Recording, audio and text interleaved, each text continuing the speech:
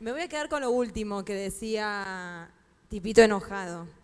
Decía, anímense a estar en las redes y les voy a proponer que hablemos de alguien que se anima o que no le quedó otra que participar mucho en las redes ahora y aunque en silencio, su voz se hace escuchar mucho en el país. Para hablar de Esteban Bullrich, vamos a invitarlo a Pablo Sirven, que suba al escenario. Pablo Sirven, hoy actualmente es secretario de redacción del diario La Nación, conduce el ciclo Hablemos de otra cosa en La Nación Más. Es un destacadísimo periodista argentino, es un placer que nos visite hoy. Pablo, te voy a invitar a sentar. Pablo ha escrito 9 libros. El último libro, Esteban Bullrich, Guerrero del Silencio, que tengo acá, es el objetivo de esta charla que vamos a tener ahora y lo vamos a presentar. Su 9º libro, que nada tiene que ver con los anteriores y que creo que ha sido un proceso totalmente distinto. Te voy a pedir, Pablo, que cuentes vos si es un libro que buscabas escribir, ya que es distinto a todo lo que venías haciendo. ¿Es un libro que te encontró? ¿Cómo fue el proceso? Bueno, gracias Lourdes, gracias a todos los presentes. En realidad es muy curioso como todo el contenido, ¿no? En algún punto mágico, en algún punto trascendental, porque si yo les digo que hace un año no tenía la menor idea de escribir este libro, que Esteban Bullrich no me buscó a mí, que yo no lo busqué a Esteban Bullrich, que a fin de año escribí una notita en La Nación que me pidieron un perfil de uno de los personajes de 2021, que era Esteban Bullrich, y a los pocos días me llamó Editorial Planeta, que quería ver si hacía un libro sobre Esteban, y dudé mucho, ¿no? Mucho tiempo, porque el desafío era muy enorme, ¿no? Cómo escribir un libro de una persona que no habla, de una persona que está inmóvil, de pies a cabeza, que no sea morboso, tampoco puede ser festivo. ¿Cuál es ese libro, no? Me costó encontrar ese libro y yo dudé mucho, incluso cuando muy generosamente Esteban, su familia, me abrieron las puertas de su casa en un country de la zona norte de Gran Buenos Aires, porque por esto, ¿no? ¿Por dónde ir? ¿Por dónde ir para que valga la pena, ¿no? Ese libro? Y yo creo que las respuestas las fui encontrando un poco gracias a la actitud de Esteban, ¿no? Esteban enseguida que comunicó en abril de 2021 que tenía ELA, ¿no? Esclerosis lateral amiotrófica, que es una enfermedad neurodegenerativa que te va desenganchando todos los músculos voluntarios, la cabeza intacta, los 5 sentidos intactos, pero yo estoy moviendo las manos ahora y creo que no le da órdenes mi cerebro y mi cerebro le está dando órdenes para que se mueva, casi en un acto reflejo. Y Esteban, por más que le dé órdenes a su mano o a su pierna, no se mueven, ¿no? Hoy en día se comunica a través de sus pupilas, por una computadora, letra por letra. Y bueno, un gran desafío porque vos aludís de alguna manera sin nombrarlos a que yo tengo varios libros de comunicación sobre los medios, sobre la televisión en particular. Y acá me enfrenté a un desafío de comunicación sideral, ¿no? Desconocido para mí. Por eso digo que este es mi 9º libro, el más movilizante, porque entablé ese diálogo, un diálogo muy particular, porque era yo cuando ya me acerqué a hacer este libro con Esteban fue en diciembre ya él ya no hablaba, pero sí todavía podía escribir en la máquina, en las compus, y ahí hizo su discurso muy memorable de despedida en el Senado. Pero bueno, en todo este tiempo, desde diciembre a agosto, que yo terminé el libro, él perdió también la movilidad de sus manos, o pararse o caminar por sus medios, y además hace pocas semanas le hicieron traqueotomía, ¿no? Y en un comunicador como vos, ¿qué sentido tomó el silencio? Me imagino, te escuchaba hablar recién, me imagino esos encuentros donde el silencio se hacía notar. Más digo en estas sociedades verborrágicas donde hablamos mucho y muchas veces no decimos nada.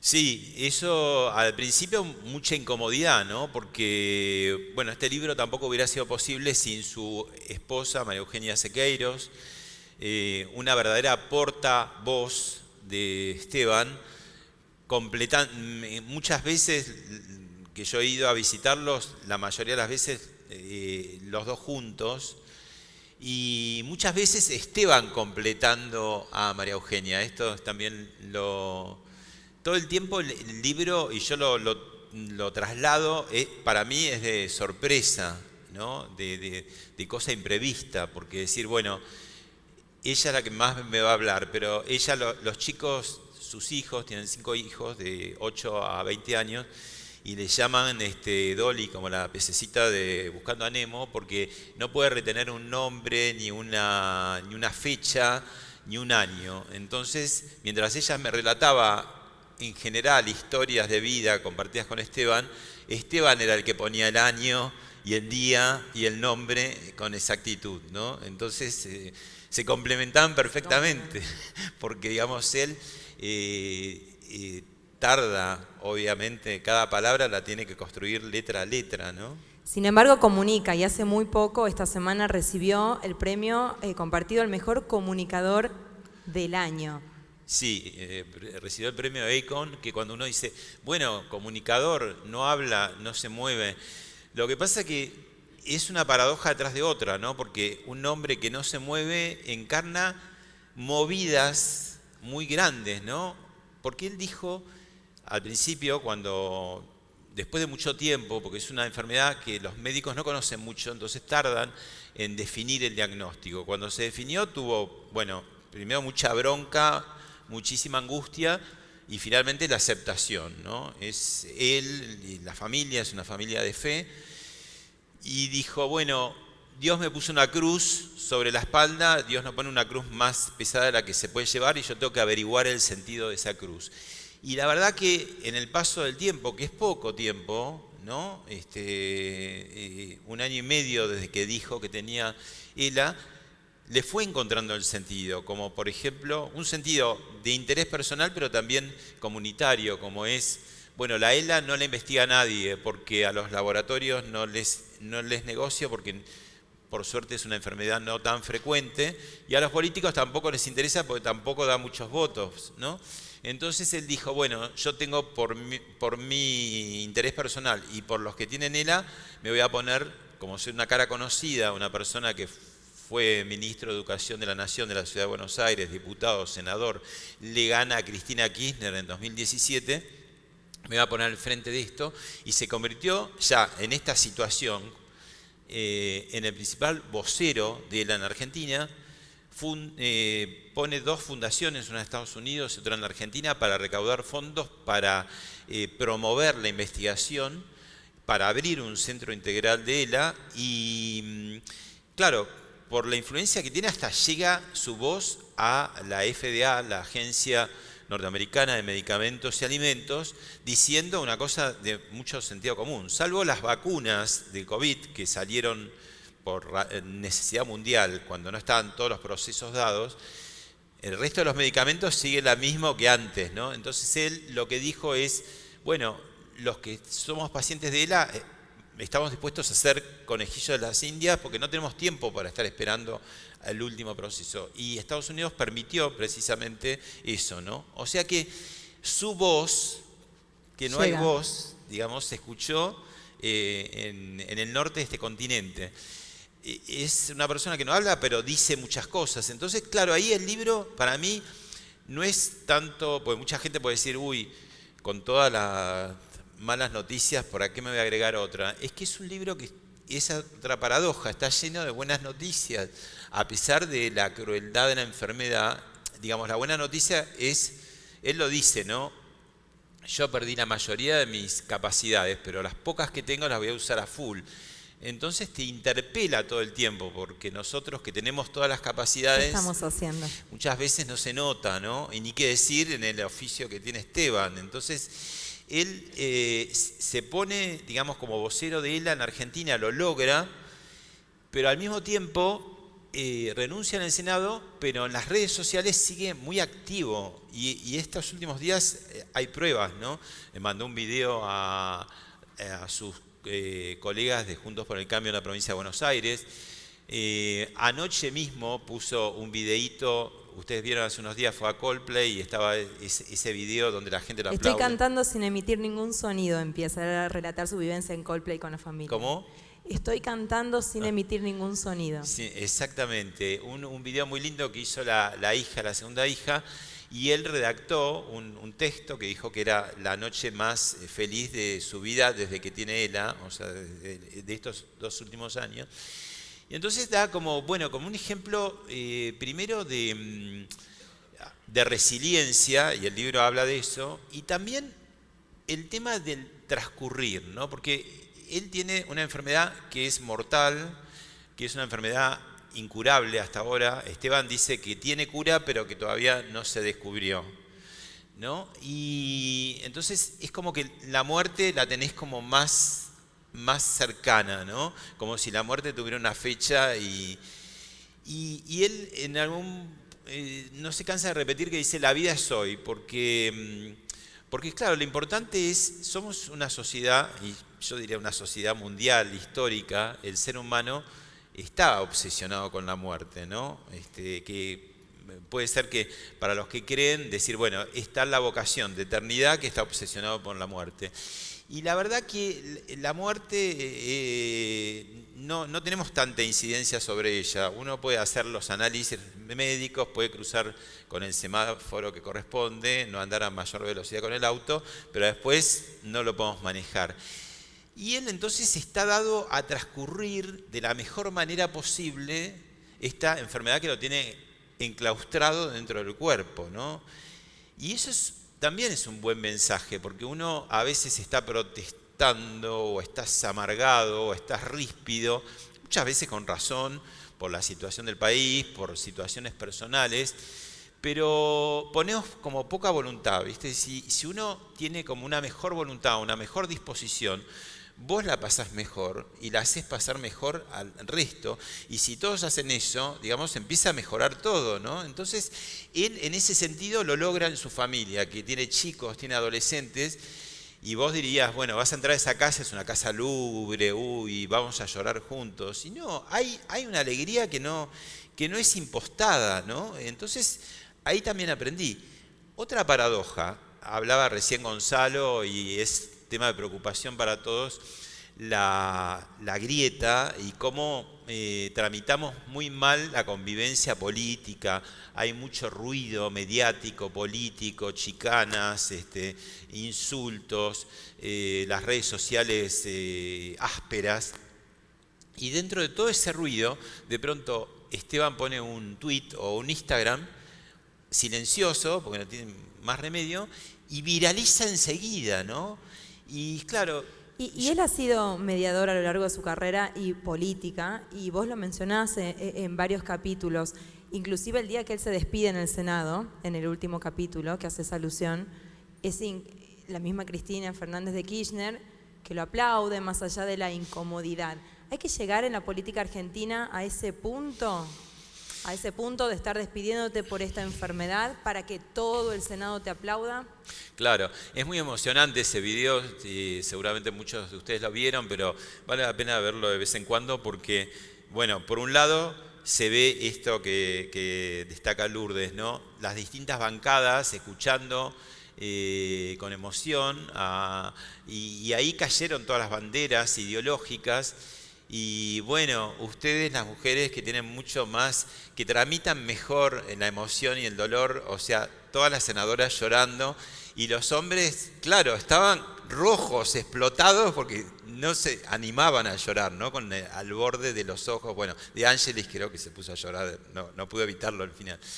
Y cuando terminó esa explosión de aplausos y todos alrededor de él, claro, en una Argentina que no se puede hablar desde hace tanto, te emociona, ¿no? Y Cristina, todos de pie, Cristina Kirchner también aplaudiendo, no se puso de pie porque alguna cosa debía marcar, y es muy interesante gestualmente ella, yo lo analicé mucho el video, las manos que hace, o sea, es incómodo, pero está ahí. Y duró muy poco, ¿no? Y realmente el discurso que él da es justamente muy antigrieta, como diciendo, bueno, finalmente los políticos estamos para solucionar los temas del Estado, ¿no? No para pelearnos todo el tiempo. que yo digo, en realidad no nos tienen que explicar a la sociedad esto, porque si vos tenés un problema de pareja, ¿no? En un momento te sentás y decís, bueno, vamos a seguir, o cada uno sigue su camino. En una empresa podés tener chisporroteos, pero en un momento te reunís y decís, bueno, ok, me consensúo o me voy. Los médicos curan, los periodistas informan, los abogados arreglan litigios. ¿Los políticos qué hacen? Solamente se pelean. ¿Hay esperanzas, Pablo, cuando estuviste tan cerca con un político como Esteban Bullrich? Mencionabas recién la ponencia de Gonzalo, y a lo largo del libro vas trayendo testimonios de cartas que él recibe, y una de las cartas es una estudiante que había sido combativa del Frente de Todos cuando él era ministro de Educación, sin embargo, le agradecía el respeto y el diálogo que habían podido tener. Totalmente, es muy interesante porque es una chica que en la misma carta dice que es kirchnerista y recuerda los momentos de la gestión de Bullrich como ministro de Educación, que no fue fácil porque hubo tomas de colegios y todo. Bueno, yo ese material no lo tenía, me lo da él y me pide con razón, no pongas el nombre de ella, ¿no? Ni el colegio, para que no tenga problemas, porque va con su nombre y apellido, el kirchnerismo es mucho más, digamos, tramita la política más agresivamente o la van a jorobar. Así que, bueno, incluso un poco en ese detalle, ¿no? Lo mismo un dirigente importante docente, una protesta frente al Ministerio de Educación, que lo llama a él por teléfono y que está la esposa y dice, ¿puede pasar al baño del ministerio? Y Esteban le dice que sí, ¿no? Y un día se encuentra este mismo dirigente muy importante, de un gremio muy importante docente, y le dice a la esposa de Bullrich, tu marido es muy noble, y ella le dice, sí, pero vos le das con todo en la tele. Y él le dice, bueno, son las reglas del juego. Esto que decía Gonzalo, un poco, no son tan distintos a veces los políticos fuera del aire, como que la pantalla, los medios, los empeora, ¿no? En algún punto. Mencionaste recién al pasar la fe de Esteban Bullrich, de su familia. ¿Qué percepción tenés vos? Porque si bien el libro está atravesado por su devoción por la Virgen también, es muy marcado, o por lo menos en dos situaciones políticas de él, donde él marca muy bien lo que es la institución religiosa. Una es cuando es el debate por el aborto, que él defendió la vida fervorosamente, sin embargo marcó en su argumento, y lo mencionás en el libro, algunas fallas que había tenido la institución de iglesia con respecto a esto. Y otro tema también que tiene que ver con la religión es cuando él es ministro de Educación también, lo criticaban mucho porque sus hijos van a colegios católicos, él los defendía, pero no estaba a favor del pago que tenían los subsidios de los colegios católicos, que además reciben una cuota. Siempre lo marcó, sin embargo, no deja de tener fe en ningún momento. ¿Qué comentario, qué percepción tenés vos de su relación con la fe y con la iglesia como institución? Bueno, es interesante esto que sacás vos porque en su momento fue muy polémico cuando directamente bajó los subsidios de colegios católicos porque, bueno, cobraron una cuota muy importante, decía ese subsidio. Sin embargo, del otro lado no fue marcado eso. Lo que fue marcado del otro lado dicen, cuando él ingresa como ministro de Educación, baja el porcentaje de participación del presupuesto la educación. Y claro, en ese momento, en la ciudad, por ejemplo, entran los subtes, ¿no? Y entra la policía también, entonces obviamente el presupuesto se divide en más partes, pero no es que bajó nominalmente. Y ahora, hace unos días, justamente, fíjate lo vital que está, que justamente fue muy polémico en los últimos días el anuncio de recorte que quería hacer el gobierno del 15% la educación, que superaba a lo que López Murphy en su momento tuvo que salir disparado en el 2001, y se veía en un gráfico que el momento de mayor inversión había sido cuando él se fue en 2017, cuando fue senador, ¿no? Entonces, digamos, con la iglesia tiene muy buena relación con el Papa, y el Papa destacó eso justamente, que había tomado unas medidas como incómodas porque se supone que era más del palo, como se dice, y sin embargo no le tembló la mano, ¿no? Y otra cosa interesante que en el libro está, porque en la primera página, y yo pongo, bueno, a Esteban la ELA no es lo peor que le pasó en la vida, entonces uno se pregunta, ¿qué peor cosa le puede pasar a una persona que quedarse capturado en su cuerpo y no poder expresarse? Y es el capítulo 5 donde cuento que su hija mayor a los 7 años tiene un cáncer virulento de útero y que no respondían 7 quimioterapias, ¿no? O sea, siempre es muy doloroso atravesar una situación así para un padre con un hijo de cualquier edad, pero de una chiquita tan chica y que se va quedando sin pelo, que está la quimioterapia, los rayos, y no respondía a eso, ¿no? Entonces les spoileo toda la historia porque es como se dice, ¿no?, de las series, y lo último que quedaba era un trasplante de médula, y bueno, hoy Luz tiene 20 años, ¿no?, y es saludable. Pero esa historia, que él la cuenta, porque él me dio, en esa época ya como una especie de diario, para no, decía, todo el mundo lo llamaba y todo, y dijo, voy a escribir algo, y no había WhatsApp todavía, pero lo mandaba por mail a todos. Sería como la lista de difusión que usamos hoy en día, entonces le llegaba a todos los conocidos el parte diario. Y él iba contando, ¿no? Hoy mejoró, hoy no, hoy estamos devastados, y todo eso yo lo tomé, ¿no? Y claro, toda esa historia con final feliz está ahí en el imaginario de los Bullrich, ¿no? Porque la medicina, por un lado, y la fe, por el otro, nunca rezaron tanto, no rezan tanto ahora, me parece, como en ese momento, y funcionó, como dirían los chicos, ¿no? Entonces, a pesar del diagnóstico tan feroz de ELA, Esteban es un optimista frente a la enfermedad, que eso es otra cosa, ¿no?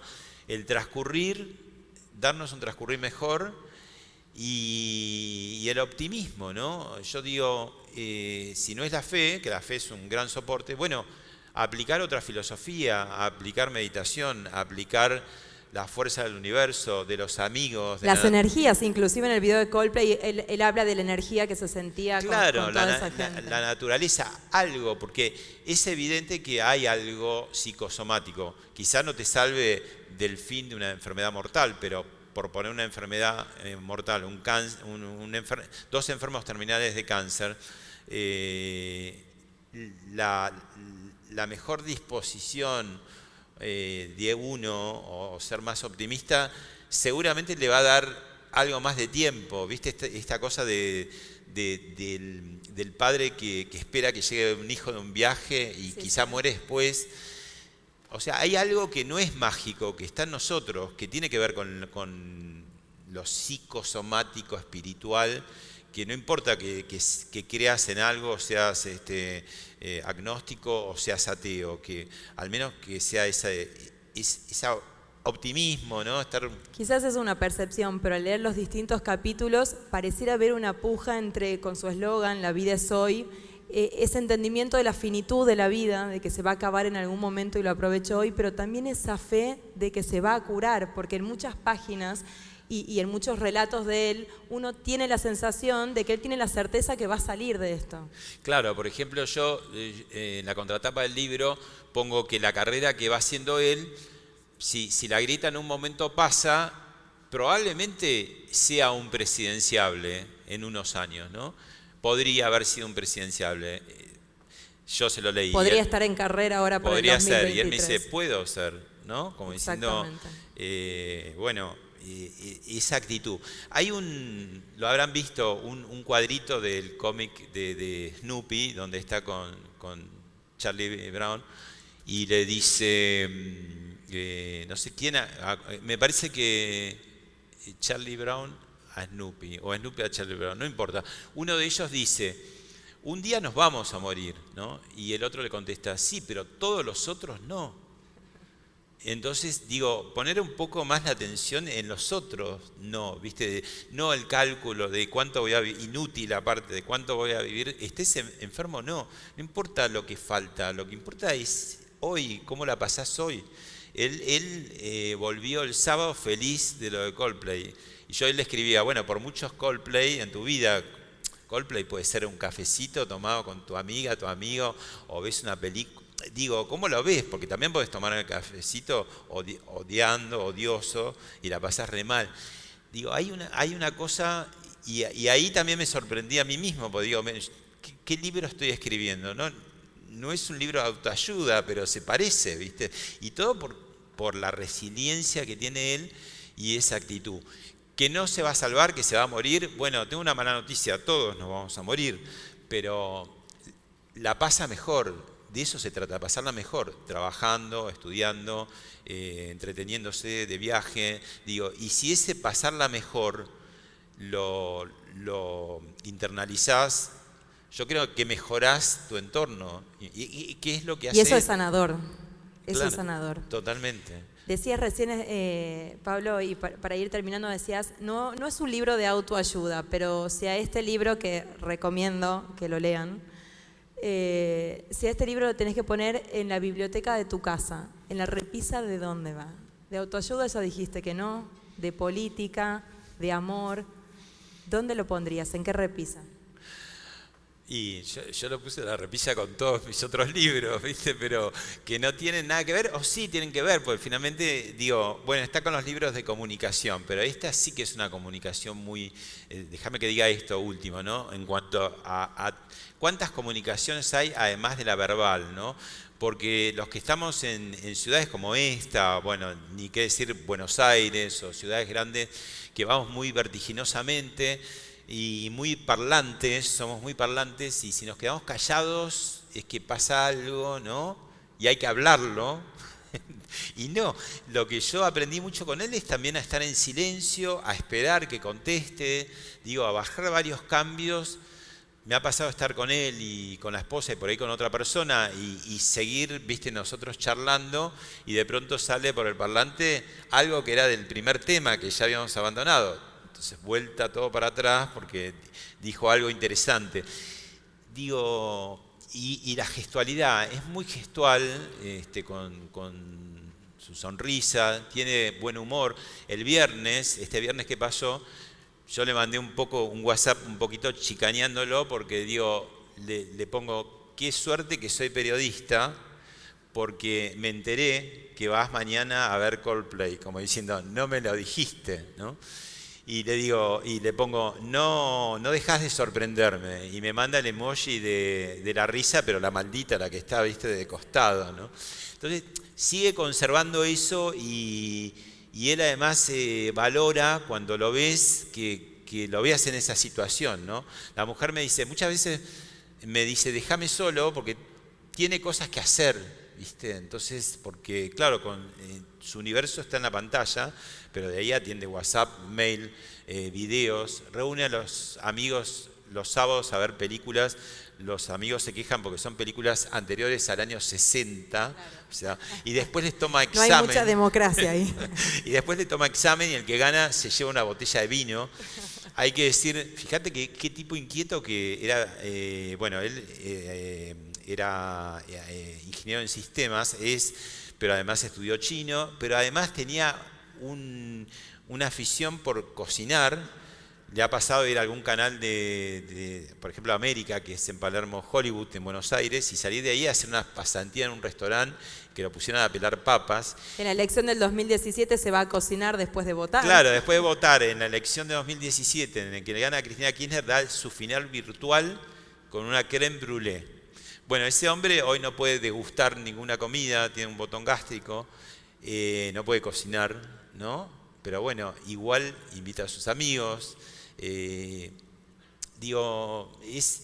Para nosotros es como, lejos de deprimirte, es como decir, bueno, si él puede, más bien a mí me incomoda por decir, bueno, ¿y yo qué hago con...? Él dice, me quedan pocas capacidades, yo he perdido la mayoría de mis capacidades, me quedan 2 o 3, pero esas 2 o 3 las voy a usar a full.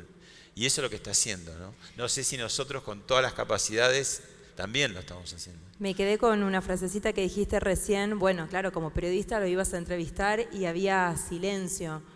¿Es necesario que los periodistas también hagan silencio hoy en día? Digo, para esto de la grieta, que trasciende lo político y que hay muchos bandos también desde lo mediático. Y bueno, obviamente, digamos, en la grieta que estamos atravesando, yo siempre digo que los políticos, la política y el periodismo somos primos hermanos, ¿no? Y como primos hermanos nos queremos y nos odiamos, nos necesitamos, a veces nos necesitan más ellos, a veces nosotros a ellos. Y los dos bandos, por decirte, estamos como muy ásperos, ¿no? Y creo que nada más que ver las redes sociales o ver algunos canales de televisión, de un lado y del otro, ¿no? Contando una historia. Y las audiencias también, ojo, ustedes no se salvan, porque muchas veces cuando uno te corres un poco y llevas un entrevistado que sería del otro lado, ya hay algunos de ustedes que ponen, no, hoy no te veo, ¿cómo lo llevas? Ah, te pusieron plata. Los haters. Digo, hay que calmarse un poco, porque si no lo que dice Gonzalo no va a ser posible. Vuelvo al ejemplo de la pareja, vuelvo al ejemplo de la empresa. Digo, si en todos los campos de humanos, íntimos o públicos, todo llega a una solución, que a veces la solución no es la ideal, en general no es la ideal, es como estamos en desacuerdo, pero de acá no nos levantamos hasta que nos ponemos de acuerdo. Y seguramente nos vamos a ir un poco contentos porque logramos algo y otro poco que no, pero esa es un poco la vida en sociedad, ¿no? Modular hasta consensuar y adelante. Esto es lo que no hace la política. Y no por casualidad la Argentina anda tan mal, porque si vos solamente te peleás, se te acumula todos los problemas al lado, eso es lo que sucede. Pablo, hoy en este auditorio hay expresidentes, hay políticos, hay empresarios, hay muchos periodistas, hay abogados, hay jueces. Me gustaría cerrar, si me permitís, leyendo un fragmento de tu libro, un testimonio de una de las personas que tiene ELA, que me parece que transmite el mensaje de dos valores importantes y transversales para toda la sociedad. Ama la vida, vive la compasión, lucha por tus sueños. Te podrás caer, pero levántate con impulso. La vida es lo más hermoso que tienes. Esto es lo que he aprendido desde que, a lo largo de 2014, me diagnosticaron ELA, una enfermedad mortal y sin cura. Fue a los 10 meses de iniciar mi jubilación, lejos de rendirme, emprendí el mayor reto transformador de mi vida: crear una fundación que ayude a encontrar una cura a esta terrible enfermedad, uniendo a todos los agentes que deben estar implicados en la misma. Y para ello me dejé guiar por los dos valores que me han acompañado durante toda la vida: solidaridad y transparencia. Solidaridad porque mi objetivo final es que la sociedad conozca que la más hermosa recompensa de la vida es el viaje, no la estación final. Y transparencia porque solo la verdad conduce a la verdad. Esto es solo un fragmento de las 353 páginas que tiene el libro Esteban Burrich, Guerrero del Silencio, el 9º libro de Pablo Sirven. Es un gusto que estés acá presentándolo. Pablo va a estar firmando el libro ahora, nada más que empieza el coffee, lo pueden adquirir acá. Te vuelvo a agradecer, ha sido un placer leerlo. Van a llorar, se van a emocionar, van a entender un poco más de la política argentina. Te agradezco, Pablo. No, por favor. Bueno, gracias. Y me voy a permitir una licencia y no los demoro más. Muchas gracias. Toda la bibliografía anterior de Pablo me ha inspirado a mí personalmente en mi carrera y me voy a dar el lujo de regalarte mi segundo libro, inspirado en tus libros anteriores. Habla de la televisión tucumana, de los desafíos, desde el inicio, desde la gesta de la televisión hasta los desafíos que tienen las gerencias hoy para mantener los medios. Es mi segundo libro, está inspirado en Pablo Sirven y es un honor para mí poder regalártelo hoy. Buenísimo. Va con mis libros de comunicación también. Gracias. Para que lo sumes en el estante. Muchas gracias a todos.